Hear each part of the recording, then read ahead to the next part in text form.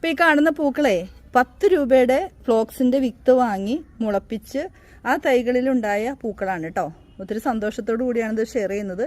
കാരണം പൂക്കൾ കാണുക, നമ്മുടെ വീട്ടിൽ ഉണ്ടാവാത്ത വെറൈറ്റീസൊക്കെ സീസൺ ഫ്ലവേഴ്സൊക്കെ ഉണ്ടാവുക എന്ന് പറയുന്നത് വലിയൊരു സന്തോഷമല്ലേ.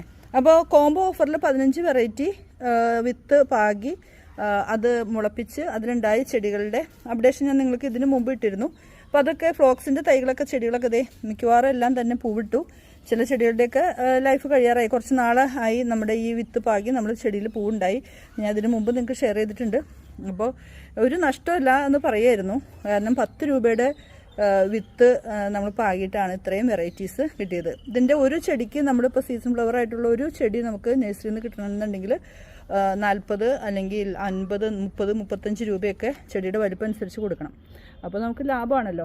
അപ്പോൾ അതിൻ്റെ കൂടെ എനിക്ക് കുറച്ച് പിറ്റൂണിയ വിത്തുകളും ഞാൻ പാകിയിരുന്നു. അതൊക്കെ പൂക്കളായി വരുന്നുണ്ട്. അതിൻ്റെ അപ്ഡേഷൻ വേറെ ദിവസം ഇടാം.